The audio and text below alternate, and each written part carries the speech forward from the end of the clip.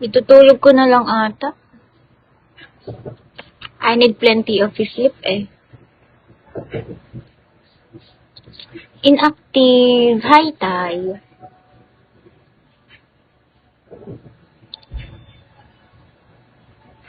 Hello po. Okay lang, Tay. Medyo naiinip lang.